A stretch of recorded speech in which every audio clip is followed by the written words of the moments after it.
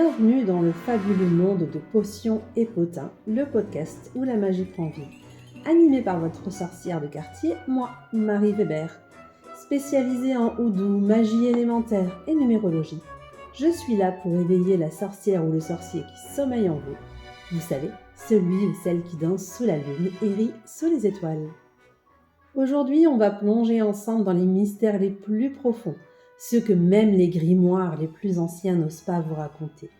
On va papoter rituels secrets, divination mystique, talismans porte-bonheur et bien sûr, notre quête d'éveil spirituel. Alors que vous soyez en train de zigzaguer dans le trafic, compressé dans le métro ou confortablement installé sur votre lit douillet, c'est le moment parfait pour mettre votre vie moldue en pause. Et si vous aimez ce petit voyage magique, n'oubliez pas de vous abonner et de partager ce podcast avec d'autres âmes. Préparez-vous, chaussez vos sneakers magiques et laissez-vous transporter par Potions et Potins. Prêts pour l'aventure ? Alors enfilez votre cape, attrapez votre baguette et embarquons ensemble dans l'épisode du jour. Bonjour à tous et bienvenue dans notre voyage quotidien au cœur de l'ésotérisme et du mystère. Ici, dans mon podcast Potions et Potins, j'aime explorer les coins cachés du monde spirituel et les pratiques anciennes qui éveillent mon âme. Aujourd'hui, chers auditeurs, nous allons plonger littéralement et métaphoriquement dans l'art ancestral et celui du vent des bains magiques. Ces rituels imprégnés d'histoire et de tradition ne sont pas seulement un moyen de détente, mais une porte vers des mondes spirituels profonds et puissants. Notre focus particulier dans cet épisode sera sur les bains magiques conçus spécifiquement pour attirer l'amour parce qu'on me l'a demandé il y a fort longtemps en commentaire sous une vidéo et je prends enfin le temps d'y répondre. Donc oui, vous m'avez bien entendu, que l'amour soit un doux souvenir, un désir ardent ou une quête constante dans votre vie, ces bains rituels peuvent ouvrir des chemins vers des connexions profondes et significatives. Alors que vous soyez un sorcier expérimenté avec votre propre grimoire ou quelqu'un qui vient de découvrir le monde de la magie et de la spiritualité, cet épisode est pour vous. Nous allons partager des conseils, des secrets et bien sûr l'histoire derrière ces pratiques magiques. Alors installez-vous confortablement, laissez vos sens s'éveiller et préparez-vous à être emporté dans un monde où la magie de l'amour prend vie. Alors commençons notre exploration avec un petit peu d'histoire. Promis, j'en fais pas trop, j'en fais un tout petit peu. Alors, les bains rituels, mes chers auditeurs, sont aussi anciens que les civilisations elles-mêmes. Ils ont été pratiqués dans toutes les parties du monde, depuis les bains de vapeur des Amérindiens, connus sous le nom de Sweat Lodges, je ne sais pas si je le dis correctement, mais enfin bref, jusqu'au 1100, pareil, je ne sais pas si je le dis correctement, sacré du Japon, en passant par les bains publics de l'ancienne Rome, les hammams du Moyen-Orient, etc. Ces pratiques ne sont pas seulement des méthodes de purification physique, elles ont un rôle spirituel et rituel, servant de pont entre le matériel et le spirituel. Par exemple, dans la Grèce antique, les bains étaient souvent associés à des rites de passage, symbolisant un nettoyage interne et externe. Maintenant, focalisons-nous sur l'amour. Les bains rituels prennent une signification spéciale lorsqu'ils sont dédiés à ce sentiment universel. Ils ne sont pas simplement un lieu de relaxation, mais un espace sacré pour cultiver l'amour, l'attirer et parfois soigner les cœurs brisés. Imaginez-vous immergé dans les eaux chaudes et accueillantes, entouré de pétales de roses et d'arômes enivrants. C'est un moment de connexion profonde avec vous-même, où vous pouvez libérer vos désirs et vos peines. Dans ces moments, le bain devient un cocon, un sanctuaire, où les intentions d'amour sont semées, nourries et parfois guéries. Ces rituels de bain pour l'amour nous rappellent que, dans toutes les cultures, l'amour a toujours été une quête essentielle de l'humanité. Les bains magiques pour l'amour sont donc une forme de reconnexion avec cette recherche universelle, un moyen de se réaligner avec les énergies de l'amour et de l'harmonie. Ça sera même intéressant pour une personne, vous savez, qui a connu une déception et qui dit « Moi, l'amour, plus jamais. Plus jamais, je me prendrai plus la tête avec ça. » Les bains magiques sur l'amour peuvent l'aider à se réaligner avec ses énergies, ok ? Donc, tout en continuant ce podcast, gardez bien à l'esprit cette richesse historique des bains rituels et comment Aujourd'hui, nous pouvons les utiliser pour approfondir notre propre expérience de l'amour. Alors, passons maintenant à la partie concrète. J'ai un peu du mal avec l'élocution dans ce podcast-là. Je ne sais pas ce qui se passe. Excusez-moi, je suis désolée. Donc, la partie concrète, la préparation d'un bain magique pour l'amour. Alors, rappelez-vous, chers auditeurs, que chaque élément de ce bain a son propre rôle symbolique et énergétique. Il ne s'agit pas seulement de se plonger dans de l'eau chaude, mais de créer un espace sacré où l'amour peut être cultivé, ok ? Donc, on va d'abord utiliser des pétales de rose. La rose est depuis longtemps un symbole universel de l'amour et de la passion. En ajoutant des pétales de rose à votre bain, vous invitez l'énergie de l'amour romantique et de la tendresse dans votre vie. Choisissez des roses d'une couleur qui résonne avec votre intention. Peut-être du rouge pour la passion, du rose pour l'amour tendre, ou même du blanc pour la pureté et des nouveaux commencements par exemple. Après les pétales de rose, on peut mettre le sel d'Epsom.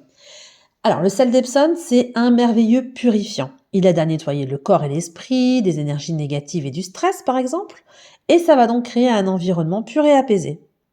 Lorsque vous ajoutez ce sel à votre bain, visualisez toutes vos inquiétudes et vos peurs liées à l'amour de se dissoudre dans l'air. Ensuite, après les pétales de rose et le sel, on a l'huile de lavande. Alors, l'huile essentielle de lavande est connue pour ses propriétés apaisantes et calmantes. Donc, elle peut aider à apaiser l'anxiété, à ouvrir votre cœur à l'amour aussi. Quelques gouttes dans le bain vont créer une ambiance de relaxation profonde. Ça va permettre à votre esprit de se concentrer pleinement sur les intentions amoureuses. Faites toujours attention avec les huiles essentielles, de ne pas trop en mettre et vérifiez d'abord si votre peau les supporte. Ok ? Si vous ne faites aucune allergie, c'est très important. Ensuite, pour ce rituel, on va pouvoir prendre des cristaux. Si vous êtes enclin à utiliser des cristaux, le quartz rose est le choix parfait pour un bain d'amour. Ce cristal est considéré comme la pierre de l'amour universel, favorisant l'amour propre, l'amitié, la guérison des relations, l'attraction romantique. Voilà, vous placez quelques pierres autour de la baignoire ou de la douche, ou même dans l'eau, pensez bien à les enlever avant de faire couler l'eau, mais vous pouvez les mettre autour de vous. Dans l'eau, ça dépend de la pierre que vous utilisez. Il faut bien vérifier si elle est adaptée à cet usage, ok ? C'est pour ça que moi, je conseille toujours de mettre autour de la baignoire, d'accord ? Et enfin, vous pouvez mettre des bougies, de la musique. N'oubliez pas l'ambiance. Peut-être dans les mêmes nuances que vos pétales de rose, par exemple, peuvent ajouter une lumière douce et apaisante. Une musique de fond harmonieuse ou des sons de la nature peuvent également aider à créer un espace méditatif et accueillant. Avec ces éléments, votre bain ne sera pas seulement relaxant. Il deviendra véritablement un rituel d'amour. Suffit de savoir faire le travail de sorcier, de sorcière qui accompagne. Ok, faut créer ce mécanisme et ça se transforme en véritable rituel. À présent, nous allons explorer comment mettre en pratique ce bain magique et votre travail de sorcier et sorcière à l'intérieur. Ok ? Donc, après avoir préparé notre bain ou notre douche avec soin, nous arrivons maintenant à l'essence même du rituel, ok ? C'est pas simplement se baigner, d'accord ? C'est une pratique sacrée, une méditation, une invocation de l'amour. Alors, comment est-ce qu'on peut procéder ? Donc moi, je vous partage ma façon de faire. Évidemment, si vous allez fouiller sur Internet, vous allez trouver plein de façons différentes de créer ce moment. Mais là, je vous partage ma façon de faire à moi, d'accord ? Donc, je dis pas que c'est une procédure à suivre à la lettre. Chacun fait comme il l'entend, de toute façon, dans toutes les pratiques de sorcellerie. Moi, je fais que partager mon expérience, d'accord ? Donc, d'abord, il y a l'entrée du bain. Donc, quand on rentre dans le bain, on prend un moment pour s'acclimater à l'eau, à la chaleur, à la douceur. Je vais respirer vraiment profondément et laisser le stress et les tensions du quotidien se dissiper. D'accord ? Je vais me calmer. C'est un moment de transition, en fait, où je vais laisser le monde extérieur derrière moi et vraiment entrer dans un espace sacré. Dans ma tête, je fais vraiment un switch, d'accord ?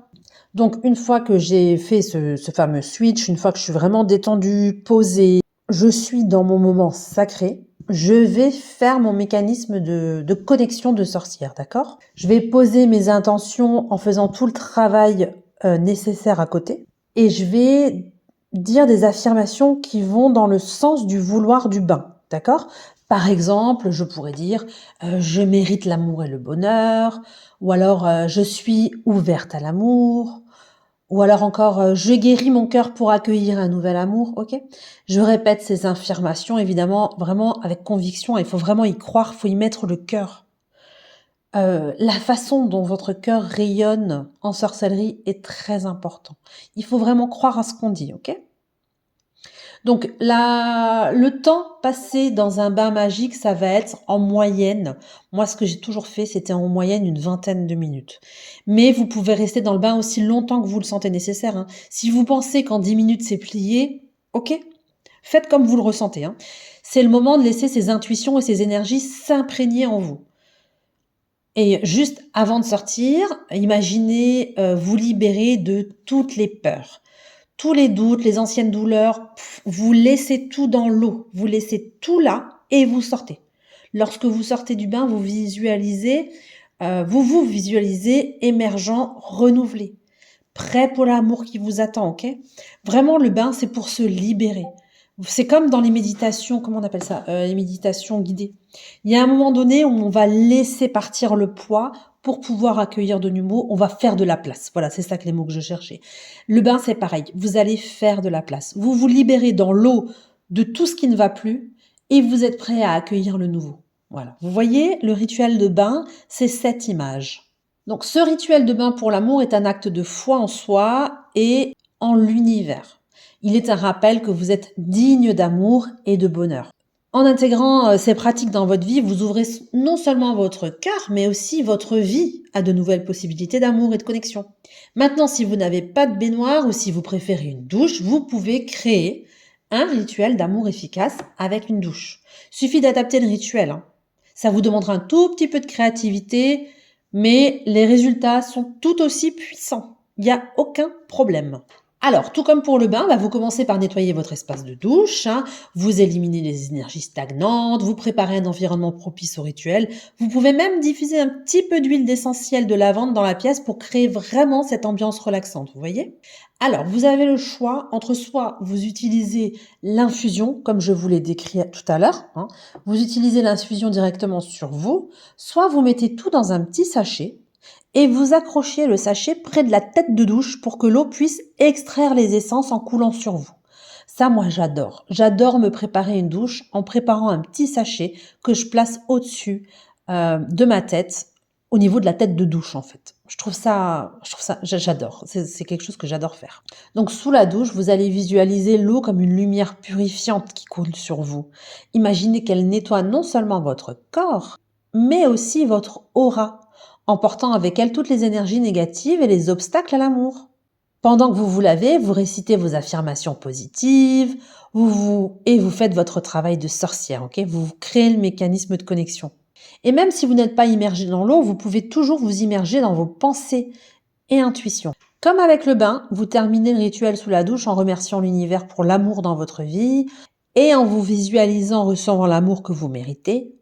Lorsque vous éteignez l'eau, imaginez votre rituel scellé et que vos intentions sont libérées dans l'univers. Même si le rituel sous la douche est un petit peu plus court, l'intensité de vos intentions ne doit pas faiblir. Gardez votre cœur et votre esprit focalisés sur vos désirs. Vous pouvez aussi utiliser des bougies, de la musique à l'extérieur de la douche pour maintenir une ambiance propice à la réflexion et à la spiritualité. Cette adaptation du rituel sous la douche est une excellente alternative pour ceux qui souhaitent intégrer la magie de l'amour dans leur routine quotidienne, même sans baignoire. Gardez à l'esprit que c'est votre intention et votre travail de sorcière qui rendent le rituel puissant, ou de sorcier, pardon. Pas nécessairement le cadre dans lequel c'est fabriqué, mais ce qui se passe en vous, votre mécanisme intérieur. C'est là la clé. Et voilà mes chers amis de la magie, nous sommes arrivés à la fin de notre voyage dans le monde des bains magiques. N'oubliez pas de télécharger votre agenda lunaire 2024 en dessous en description, c'est totalement gratuit. Il vous donnera toutes les dates des sabbats et des esbats avec les correspondances astrologiques pour cette année. Nous avons aujourd'hui exploré les ingrédients clés, les significations et comment les intégrer dans un rituel puissant, que ce soit dans un bain ou sur une douche.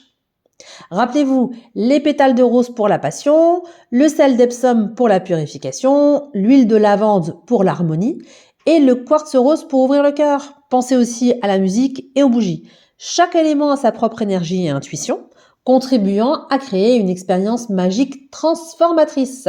Je serais vraiment enchantée d'entendre vos expériences avec ce rituel.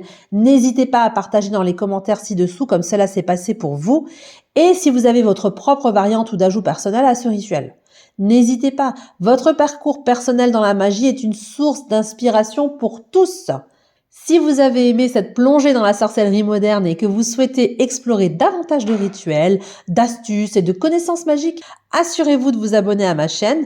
J'ai beaucoup plus de contenu enchanté à venir et je ne voudrais pas que vous manquiez tout cela. Que la magie de l'amour vous accompagne toujours.